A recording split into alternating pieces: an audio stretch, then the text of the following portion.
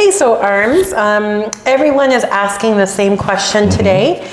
Is it better to rent or buy here in Windsor, Ontario? That's a big one. A lot of people have questions about it, right? Yep. It really comes down to what their situation is and, you know, what you can actually rent a home for and then what it would cost to own, right? Because that's a big part of it. In today's rental market, what I'm seeing as a realtor right now, if you're gonna break down some rough numbers, so if you're looking at like a one bed, one bathroom home, about $1,800 to about $1,900 per month. Yeah. And generally those finishes are decent, right? Decent area. 2 bedroom, 2 bathroom home, you're looking at about $2,100 to about $2,200 plus utilities. That's a big thing for people to understand, right? So you're just getting the house and then you've got to pay the utilities on the top. Yeah. This is interesting because my partner Ron actually just did a full house lease off of Gore Street in Amherstburg. It's one of his properties. We found that it's anywhere between $2,500 and $2,900 plus utilities depending on the area. On a house. On a house, a full house. So when I talk to clients, if they're renting a house, usually if it's a full house, like where you've got the lower level, because in Windsor, there's a lot of homes that are rented upper and lower. If you've got the whole house, usually it's about 25, 27, maybe even 2,900 a month. Yes. Yeah, it's a big chunk of change. Yeah. Right? Yeah. It's a big chunk of change. If you were to break this down, and I think we're going to talk about that, this is where from a mortgage perspective, I think the numbers really get interesting, right? Yes, yes. And here's where I love the numbers, right? I always like to go over numbers with my clients and give them a visual or even like paint a picture of what that looks like. So if you are renting a home right now for $2,500 a month, plus you're paying utilities on top of that, right? What does that look like in terms of like, how much house do I buy and I could still stay in that monthly payment range, the monthly payment of $2,400 or $2,500. And believe it or not, if you bought a house for $400,000, that gives you a payment with today's interest rates and after CMHC fees get added on, that gives you a payment of approximately $2,400. And I am including approximately $250 a month in property taxes. Okay. So do you see that? Now, I went a step further, and if you do a $500,000 purchase and you put 5% down, which is $25,000, that gives you a mortgage payment of about $2,670 a month. Add $300 to that for taxes, and you'd get about $2,900 a month. That's pretty good. Yeah. I mean, that's pretty good. Plus and it's funny too, if you block it off to the $500,000 home, and the numbers just came out for WeCar for what we did last month across the area, average home prices right now is going for about $525. So really, that's not bad, right? If you look at what you could break that down, if, you know, for a $500,000 home, you put 20% down, and away you go. Yes, I wanted to bring up an example of a scenario that I have right now with a client. It's actually a brother and sister. They came into money and they were both renting. Okay, so they were both renting, they came into money, they ended up buying a house for about $550,000 here in South Windsor. Okay. The house in the lower level had like a little mini kitchen and its own side door.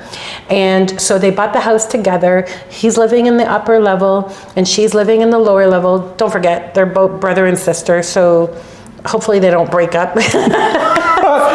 Well, you gotta write that in the contract, right? Who's getting what at that point, right? So now the monthly payment between the both of them is, because they put a little bit more of a down payment, it's costing them approximately $1,000 a month each to live in that property. Wow. Yeah, and I even talked to them about in the future, if they decide to go on their own and buy another home, one of them could stay in the house, rent out the lower level. Sure. Or they could rent out the house in full, and then they can go there. So it's a beautiful investment, and it really worked out for them, and the price per month is affordable. God bless them for being brother and sister. Yeah. Because sometimes that don't work, right? They're young, yeah. Right. And they're building both. Yeah, together as a family. Yes. That's great. So I have another, again, I'm all about numbers. I love numbers. Here's where long-term building wealth and building assets is really good. So again, here I'm going to paint a picture for you. Okay. So pretend you're like 30 years old, you bought a home, and you have a 25-year amortization. So that's when you turn 55. So if you bought a home at 400,000, 20 years later, you owe $115,000. 25 years later, you are paid off. Okay, you're done. $500,000 home, if you keep making the same payment, and that's of course if interest rates kind of stay the same, you owe $145,000 and you owe nothing after 25 years. So at 55, you would have paid off the house in lieu of renting, and you'd have nothing paid off, like you'd just continue renting. Okay? Sure. Yep. So a lot of people say, well, how about the maintenance?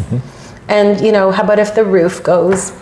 So yes, your landlord would pay for that if you were renting, but if you own the house, you'd be investing in that. And think about the asset depreciation that goes along with it. We are talking about if you bought a house for $400,000 today, and 20 years from now it would stay at $400,000. I'm going to show you a graph later. Okay. Where real estate in the last 20 years and when it's done. Okay. Okay. And that's good context too, because I think a lot of people have questions about what's happening now. Yeah. And if we can look at that graph, which my spider sense is telling me we're going to see some parallels to things that have happened. But generally speaking, when you talk about having the cost, because I do run into renters, right? And they are worried about those ongoing costs from a real estate perspective in terms of, oh my God, the furnace is going to go. And I always tell people, to go back to our first episode too, when we do a home inspection, a good home inspector is going to give you that roadmap. So you have, and I always say, hang on to that, because then you can go through and budget where you're going to need to make those improvements over the years. And they're not cheap, right? Furnaces, like I had a listing right now where they just swapped out the furnace and they were like, oh my God, this is costly. But yeah, but you're not going to replace that for ideally the next 15, 20 years. So if people can wrap their heads around that, and then you're paying yourself by doing it because you're enjoying it, right? And you need the maintenance done, then it makes sense, because like Rasha said, it's almost like you're planting, if you know anything about bamboo, you plant the bamboo and you have to water it and tend it. And then as years go on, it just starts to grow.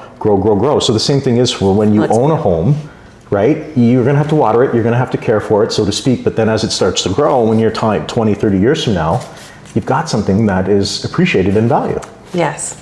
Talking about appreciation and value, I always like to take it a step further. And again, I have numbers here. At 55, if you have a free and clear, I'm working with clients right now, and I love investing in real estate myself too.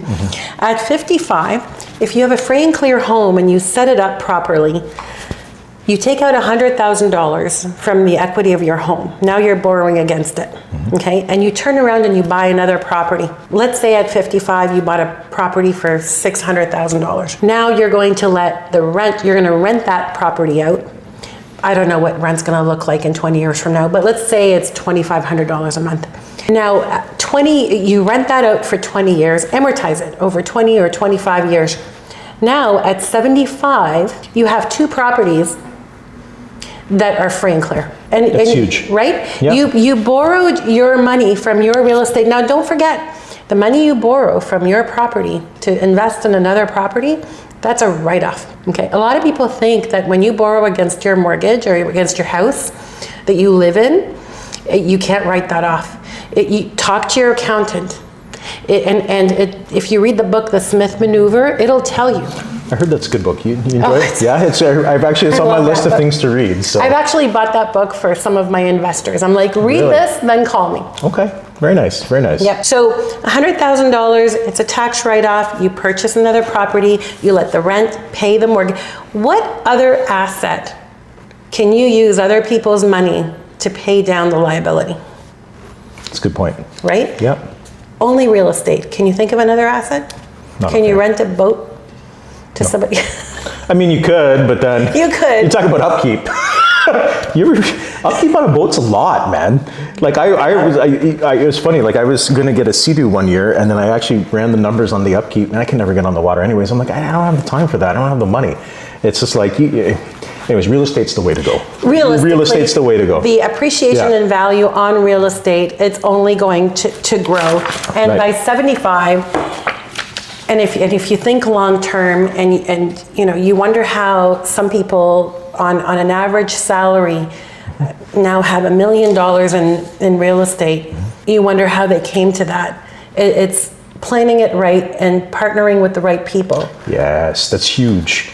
That's huge, right? And I think that goes back to things that we talk about online between Rasha's page and my channels too, and this podcast. You know, we're only in episode 2, but you know, you talk about playing the long game, right? And we're going to show those graphs in just a couple of minutes, but it's so important to surround yourself with people who really do live, eat, breathe, and sleep the areas that you may not be accustomed to, right? That's why, again, for my mortgages, I go through Rasha and I look at the long term about, you know, where are the pitfalls, where are the risks, what's the best things, because those are the people. Rasha does this 24/7. I do real estate 24/7, right? This isn't just a side project for us. This is something that we both do full time, 365 days a year. And finding the right people is so important for people to understand, because those people will be quote unquote advisors in your corner to let you know what's going on. I'm relatively new in the business. I mean, I've been in the Windsor-Essex area obviously for a long time in different channels.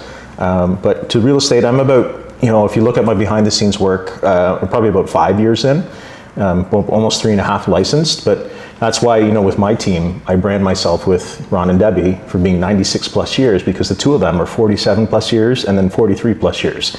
So they've been through it all, and then we're going to talk about the 80s in a little bit here. Yes. You know, they've done it all, they've seen it all. So having that experience around what I do from a social media standpoint, a community standpoint, and combining that, and Rasha's been doing this for quite some time, even just before the turn of the millennium, right? If around 2000-ish, yes? Well, I started in 1999. 99, so just around, you know, Y2K, you know, so she knows what's going on. So having those people who know more, who've been through the war, so to speak, and have been through, you know, the ups and downs, that's so important, especially if you're just getting into it, because then you get to learn from them.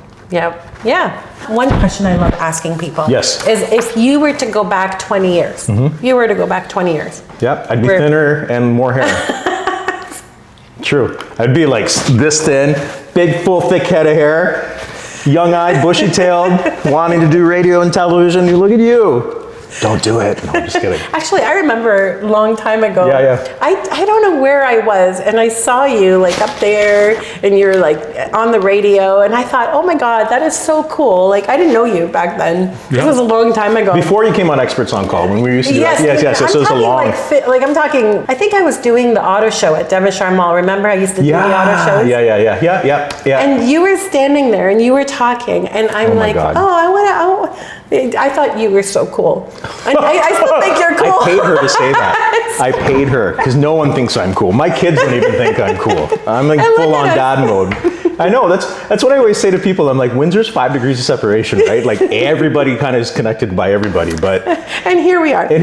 Talking about real estate and mortgages. So 20 years, if you were to go back, and buy real estate, would you do it? Absolutely. Right? How many homes would you buy? I would literally be asking my sweet old grandma who lives at Caldwell Tower North, give me some money and let me buy some homes. Because it's funny you should say that, because we were talking the other night, Carrie and I, when the kids were in bed, about, you know, her first place when she moved out of her parents, and my first place. I lived in Victoria Park Place in downtown Windsor many years. And I bought my first condo for like $72,000, which was like 2009, which is wild. Yeah. You know, and some of those are going right now for $250,000, $275,000. And 2008 is, I mean, it's not that far away, but you know, you look at how much those have gone up. Yep. I remember my first purchase, it was in 1999. It was a house my ex-husband and I purchased on Bellagio, near Benwell there. We built the house, and it was $134,000 after all the upgrades and everything. It was like $150,000. That's wild. Right? Those homes are like $700,000 now. No. So imagine if we had like 3 or 4 or 5 of those homes. And you know, back then, no money down was a thing. So you could have bought a home with no money down. I did so many of them, and I kicked myself for thinking back and saying, why didn't I do that? I had the opportunity to buy homes with no money down, even on rental properties. I remember I had a client, that this was back in 2007 or 8. She bought, I want to say 5 or 6 homes in around the $80,000 range. Okay. And then years later, she sold them all. She paid a lot of capital gains on them. That's a big thing But too. she did them with no money down. That's insane. That's wild. Like, good luck doing that now. Yeah, you can't right. do that. Like, there's no chance now. Yeah, but it's like hindsight. They always say hindsight is 20/20, right? When people joke, one of the questions I get all the time when I'm out in the community and I'm showing homes, and I'll run into people. Hey, Arms, how you doing? Hey, I'm good. Hey, do you like this gig better than TV and radio? I go, absolutely. They said, absolutely. I love this job so much, but hindsight's 20/20, right? Like, the Arms back then is very different than, I don't think you would very much recognize the guy I am now. So it's so crucial to kind of, again, look at what's coming down the road and align yourself with those people who know what they're doing. So then you can kind of make those strategy plans. Like, I wish I could go back to myself and say, just go buy some houses. Yeah. Or buy a couple more condos, Imagine 20 years from now if the government took away the ability to put 5% down, right? I mean, I pray that goes on forever, but imagine if you had to come up with 20% down. So 20 years from now, somebody would say, oh my gosh, when I had the opportunity to put 5% down on homes. Now that's gone. But like, hopefully that never happens, because knock on wood, right? Yeah. So again, that's a question I love asking.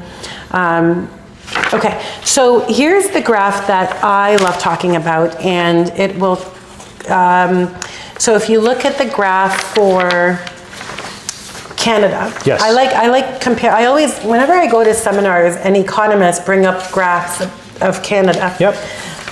I always kind of picture the graph of Windsor. So I'm going to compare the graph Canada, Toronto, Vancouver, Montreal, Edmonton, Ottawa, Calgary. Yep. And then I'm going to compare it to the graph for Windsor. Okay. If you look at the Canada graph where you see the yellow for Vancouver, the blue for Toronto, the red for Calgary, do you see how it just keeps going up from year 2000? From like $100,000 average home, okay? And then it gradually goes up, and then there's a peak in 2008, and then it came back down a little. Do you see that? Yeah, that's when everything kind of went gangbusters from 2006 to 2008. You remember when everybody was going kind of crazy, and then it started tapering off with the financial crisis. Exactly. Yeah, absolutely. So everybody thought the world was going to end, right? And then so it comes back down, and it came back down, and then look, it started going back up again, 2012, 2014, up again, up, 2018, and then 2021, 2022, and then it went, did you see? Yep. Right? So just around COVID, when you see that huge spike, if you look at 2020, yep. And then you look, where COVID, and then there's a little bit of a dip, or a little bit of a spike, sorry. Yeah, a spike, and then it goes down, and now it started to peak up, and then back down. And then back down. Yeah. Right? So do you see a really big dip? I don't see it. No. No. It just continues to go up. Now, look at Windsor. Here's the Windsor graph. Sure. Okay? So this graph here, I just took at 2017. So in 2017, the average price home, let's say around 180 to 200,000, and look at it going up, 2017, 18, 19, the big spike in 2021, 22, came back down in 23, and then again, it's gradually steadying out, it's steadying out, and then who knows, like where things are going, like we talked about the bridge, we talked about all of that stuff. I really think, will prices come back down? I don't think there's going to be a huge crash where prices are going to come back down to 200,000. No, you can't. I don't think, this is a whole other topic for another show, but I don't think the government won't allow it. And I don't think, there's so many people who have hedged their bets of their retirement being in the equity that they've built, especially in the last 5 years. That's not going to happen. You will see, and we're starting to see, and I think those are the WeCar numbers that have come out for the month of March this year. You're starting to see a little bit of a slower grind. Prices are easing a bit, but things are still moving, right? So I think what Rasha is saying, and what I think too, and again, we don't have a crystal ball, but I tell people all the time, when they have those dips in the market, that's where the opportunity lies if you've been looking to buy. Well, that's what I'm telling. I have clients right now that are selling and buying. So they have a house for sale and a house to buy. And they are, yes, you're not going to get what you really want on the house that you're going to sell, but the house you're going to buy, you're going to do well. And that's right? what I tell people all the time too, and I'm glad you brought that up. We've had a lot of those quote unquote come to Jesus talks with our sellers. And I sit down in listing appointments, Rasha, and I say, look, if you got me in here to be the real estate agent that's going to tell you what you want to hear, I'm not your guy. So I'll save the hour and I'll save the cup of coffee for another time. Doesn't mean you have to lose your shirt. And I tell people, like, my job is to get you the most money possible. But, I sit down at these tables, Rasha, and I say to them all the time, like, look, every agent in this city who's licensed has access to the same information. We do. Mm-hmm. We all have access to the same information. So if one or two of them are saying one number that is astronomically high, but there's a few of us that are saying, here's the number based on the data, you can't fight data. Data is showing you what's happening. So don't be so concerned about what we can sell with, because normal real estate, it's a back and forth. There's negotiations, which we've been finding. Allow me to be your buyer's agent once you're sold, and let me go get you something at a decent price. Yeah. Right? Mm-hmm. So it's a bit of a dance right now, but I find that, don't get hung up. I mean, some people need that equity because they bought during peak, and I've seen that a few times already. Mm-hmm. That's a little bit of a harder sell, to be honest with you, but the folks who have built equity and have been, hedging their bets, they're in a good position, I think. But I think this is where it's important to know your numbers, right? Yes. If you are, if you owe, let's say, $300,000 on your mortgage, and a lot of people sometimes forget that they have like a $20,000 furnace loan and things like that. You have to sit down and you have to look at all those numbers, right? So what do you owe on your mortgage? What do you owe on your furnace? Is there another lien on your home that you forgot about? Okay. Go over all those numbers, and then let's talk about what the worst case scenario on selling your house for what is that sale price look like. That's right. And what is a good scenario. So we look at that, and then we minus all the expenses, and we say this is what we're left over with. Okay. Now, if we're left over with $100,000 and you want to turn around and, let's say, buy a home for like $700,000, do you want to put $100,000 on a $700,000 home? Or do you want to put less? Or do you have more money in investments and want to put more?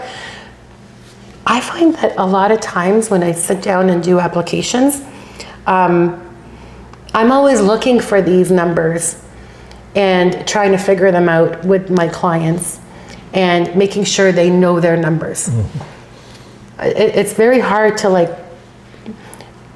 pull those from, Yeah, and I'm so glad you brought that up. I know we're going off the little rails here. I ran into this a couple times this last month. And look, folks, again, going back to sitting at the table, and I always tell people when we go through a listing agreement, it's a contract, okay? I'm not worried about it. I always tell people, this essentially allows me to market the hell out of your home.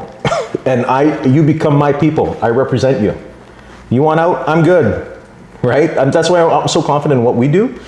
But when you go, like, from a buyer's perspective, if you're going out without knowing your numbers, Jesus Lord, I can't, I say this, you gotta know your numbers before we go shopping.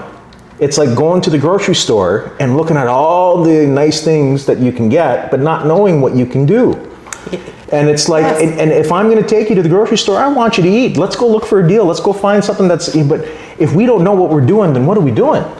Right? And it puts me in an awkward position sometimes. And I tell people, well, I sent this over to my mortgage person. And again, not all agents and representatives are the same, right? I can speak to Rasha, like how many times I've sent clients to her, 11 o'clock on a Saturday night, I will call her and she's working. And I'll say, you know what, I need something for Monday, right? And she'll say, I'm on it. I'll give them a call first thing in the morning. And then guess what, Monday morning, we have a plan, right? My client has some certainty because they're going through the process with Rasha, but you got to get that paperwork in, right? Like that's the big thing. You got to get that stuff because the sooner we get that in, the better you give me the green light and we know what to do. And it's making sense. Like today, I called a client that provided me all of their details, like their mortgage statement and everything. And then they said, this is what we want to put on our next home. Like this is what we want to put down payment. We want to put all the money that's coming from the sale of the home on the down, like on the next house. Sure. And they gave me a number. And I looked at the number. And so anyway, I did the application. I looked at all the math, and I said, the numbers don't make sense. Like, where is this number coming from, right? So I'm like, is there something I'm missing, you know? Did the math. I looked at it again. Anyway, so I called the client because I didn't want to sound stupid or dumb or anything like that. Sure, no, I know. I said, can you just help me, like, tell me like how this number came about? And then, so they went over the numbers with me and they missed something, right? So I said, how about this? Because that's a lien on your house. You have to pay that off. Oh, we didn't know that was a lien on the house. I'm like, it's a lien on your home. So if you don't, you have to pay it out. Yeah, you got to. So right? You have to. You have to. Yep. So imagine if that client, you refer that client to me, and then I just do a pre-approval, get them a rate, say, yep, you're good to go. Don't do no math on what they're selling their, and all of that, right? You go, you put an offer on a home, you sell their home, come closing date, the lawyer's office is paying off all this stuff, and they end up with, they're short. Oh my God, my heart just sank. Right? It happens. I know it does, yeah. It happens. And that's why doing the math and going over the numbers and making sure that they understand these are liens, these are not. Do you know how many times I'll go over payouts and I'll say, you have to pay off this line of credit. No, we don't have to pay it off. It's a HELOC. It's a home equity line of credit against your home. Yep. It has to be paid off. It's not a personal line of credit. If it was personal, we could leave it alone. You know? So just things like that where, you know, knowing the application, knowing the numbers, making sure you go through it with the clients. You know, I get it all the time where they'll say, I went to my bank and they didn't do that. Like they just pre-qualified me. I'm like, and nothing against banks. I mean, I work with them. I know. I was just going to say, I know you do work with them. I work with all the banks, right? Yep. But there's a difference when you pre-qualify, when you say, okay, this is how much I make, and when you're actually sitting with them and going over like their whole picture and making sure, because it makes life easier.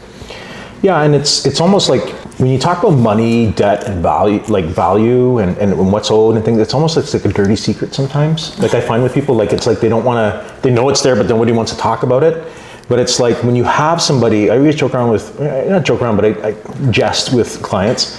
Look, when we take you on as a client, that's our job. Like I always joke, I'm your priest, I'm your guidance counselor, I'm your psychologist, I'm your drinking buddy, I'm your realtor. Like if you're my people, you're going to sign. And then the people that I refer to, like a Rasha, we all communicate with each other because we got to know the numbers and we got to know what we're working with. So you can give Rasha the best possible chance to get you the best possible rate, okay? And then gives me the opportunity to know the numbers. Obviously, I don't want you to spend $1 more than you need to spend. But if I know I have framework to work within, then I know what we're shopping for. So then it allows me as your representative and as your advisor to go forward and find you something that's going to make sense. But having those numbers and just being open, not necessarily open with them, but just facing them dead on. Yeah. And then knowing what you know puts you in such a better position. Yeah, it makes you feel more confident right. going in. And we went a little bit off topic. We're supposed to talk about rent versus buy, but that's okay.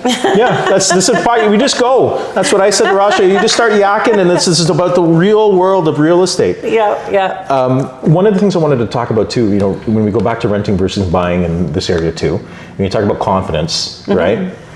One era, and there's been a couple of blips, if you go back the last 10, 20, 30, 40 years, globally, nationally, and then locally, would be, you talk about the 2008 crash, right? Yes. Then we go further back than that. I know my parents used to tell me all the time, when I was a young lad, the 80s, their interest rate was like 18%. Right? Granted, their house was $29,000, believe it or not, on Jeanette Avenue in downtown Windsor, our first house, when I was like this big.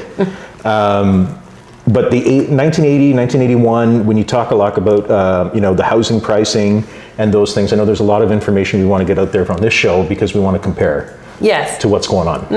One thing I do get asked, this gets mentioned probably once or twice a week. It'll come up in conversation with people. Do you think that interest rates will go back to 18%? Yeah, it's high. It's right. high. It's super high. I mean, some of the credit card interest rates now are like 25%, 26%, and you look at where we are historically. Somebody I ran into the other day was complaining that we're at, I think, like 4 or 5-ish around, depends on who you're with, right? And they're like, oh my God, that's so high. And then I bring back the 80s. I mean, I was, again, young in the 80s, but housing back then, like my parents' first house in the 1980s on Jeanette was like $29,000, right, on an 18% mortgage, and they put $5,000 down, right? So you compare it to today, where the average price in here in Windsor-Essex is about $525,000, Yeah. right, on 4%, 5%, maybe 6% plus. It's like, there are some guardrails to make sure that stuff doesn't happen. So, when you compare it to the 80s to now, you look at the 80s and the early 90s. I know in the 90s there was a blip too, I believe. And then in 2008, 2009, there was the recession when a lot of the things closed up here in Windsor. Our area was hit pretty hard as well. So we're in April right now, in April 2026. Yep. What do you think happened in March here in real estate in Windsor in March 2026? So the numbers came out recently from the Windsor-Essex County Association of Realtors. Again, these are just rough estimates off my head. All of our information, we usually post a quick market update on social media as well. Numbers were up. I think the new listings were about 1,400 for the month, which is a little bit high, but still okay for this time of year because we're in that quote-unquote spring rush, or prepping for spring. And then the the amount of sales, I think, was about 411.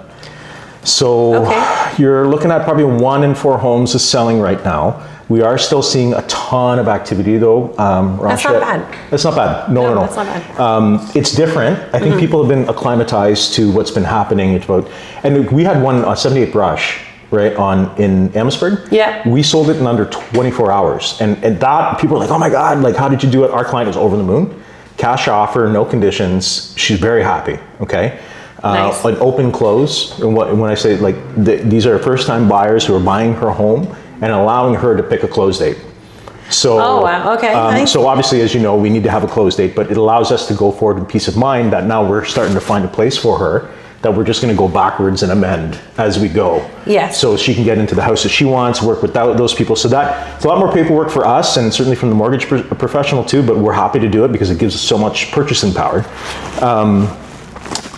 The reason why that sold is because we priced it at $499 as a turnkey home. All you had to do was just literally turn the key in your home. She decorated, it was a smaller home, gorgeous, but we priced it well. It was in a sought after area. It showed extremely well. We put a ton of resources into our marketing. Oh my God, like a lot, okay? I know you do a lot of that. So. And I'm proud of it. I do, I love it. She'll tell you, like that is my favorite day of the week when we get to go shoot.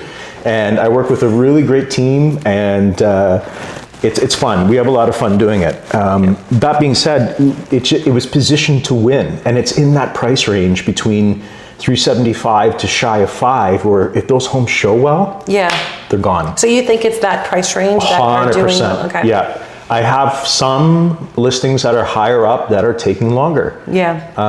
And it's an affordability issue for a lot of folks. Yeah, I was just going to say, I think it's the affordability issue right now. Yeah, and I think a lot of people I think there's a generational shift too. I think there's a lot of people who are looking at quote unquote bigger homes, looking at the cost of living. Yeah. And certainly what's going on in the Middle East right now, at the time of this taping of the show, energy prices are going up. More house means more to heat and cool. Yeah. Right? And those costs aren't necessarily coming down anytime soon. So I think there is a subsection of people, a younger generation, who are looking at that and saying, maybe I don't need the bigger house. Maybe I'm going to do something smaller, keep it very affordable so I can still travel and do those things. So It's just micro things that I'm noticing in the market, and this is just my opinion as well. We've got some specialty properties that are sitting right now that have been on the market that are just going to take longer to sell because it's nuanced, and who's going to buy those particular pieces of property. But unique properties. Yes, yeah. But I think the frenzy is gone. And like, unless it's in that subsection and it's marketed well, like that's where we saw a lot of time activity. But the general frenzy of, I think that's gone. I think buyers now have, judging by numbers, have more time to think, right? And that has been an educational piece I've been doing with sellers to say, if somebody comes through and they like the home, because we always ask for feedback, let's give them some time to breathe, right? So if they want to make an offer, they may book another showing as opposed to we're putting one in an hour later. They're going to run it home. That's why presentation matters. And I have to say this on the show. Please, I have to say this. I might get in trouble saying it, but I'm going to say it. I can't sell your home if people can't see it. Yeah. Okay? I ran into that multiple times this week. And I get life gets in the way. Selling your home is not fun. But if Rasha was going to come buy your home and she wanted to go see it, she's got options now to go see 4 or 5 down your street that are going to accommodate her schedule to go see the house. And I don't fight with my clients. I just say, okay, that's fine.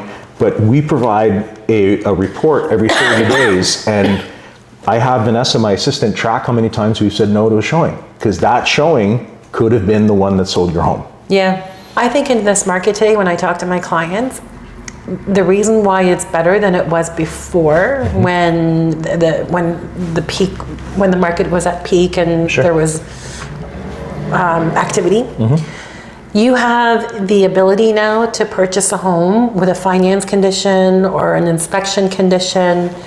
You have that ability, and being able to put those conditions and having the confidence in knowing that you're going to get a mortgage approval, or that you're going to inspect the house and you like the home based on what the inspection report came back at. You have the ability to do that now because you're not fighting with other offers on the table. Do you agree? 100%. It's what real estate is, right? It's a negotiation. That's why when offers come in and they're lower, right? I always tell my people, you might want to tell that person to pound salt. I hear you, trust me. But I can't negotiate with nothing. So if you want something, fire back. But those negotiations are so key when you go back and forth that when I'm from a buyer's perspective, I'm a buyer's agent representing you, absolutely. I have rarely seen a cash offer come across my desk in the last 3 or 4 months. Everything has been tied to financing because the appraisers are coming out in full force. Right? So the appraisers come out, and that's a hoop we have, from a selling perspective, we have to jump through. From a buying perspective, they need that. They need to know that the house is worth the money that you're asking for. And it's not just the buyers that are, it's not the buyers that are asking for the appraisal, it's the lenders. 100%. So if the buyer has a finance condition and the lender is requesting an appraisal, and let's say the offer was written for $620,000, but if the appraiser goes out and appraises it at $580,000, if the client was putting 5% or like a down payment of, let's say, $50,000 on $620,000, sure. So now they're putting $50,000 on $580,000, and then they have to come up with that difference, that $40,000 coverage, like the gap, right? Sometimes clients don't have that extra money, that extra $40,000. So if you don't have a finance condition and the appraisal came in lower, and now you have to come up with an extra $40,000, where are you going to get that? So then, that's happened to us a couple times before the holidays too, where on one of my deals, that happened, and the buying agent came back to us and asked us to lower the price. Can't do it. We need that 40. It's a firm offer. Right? It's a firm offer, but then there's a numeric side, and we talked about numbers at the beginning of the show. They need that to purchase the next home. Yeah. So then back to the drawing board we go, right? Otherwise we concede or deal's dead, right? So to answer your question, all those things are so important, and that's just part of the real estate process. Yes. Yeah, it's little things like that you need to keep in mind. You know, we do this every day. Sometimes we take it for granted that the client knows this information, but they don't. I mean, some do, but some don't. So you need to be the person that's going to educate them and make sure that they know the path forward so that they can make the right decisions and put in the right clauses in the offer, in the purchase agreement. Yeah. And make sure you have the professionals in your pocket. Don't listen to Uncle Steve and your neighbor. Uncle Steve, that's my husband. Oh, is it? Maybe Steve, my neighbor. But no, but it's important to have the professionals to tell you what's happening in real time, right? So often you hear people, well, so-and-so told me this and they bought a house back in 72. Well, that don't apply right now, man. That don't apply. Just talk to us. Give us a call. We'll walk you through it. It's the way it goes.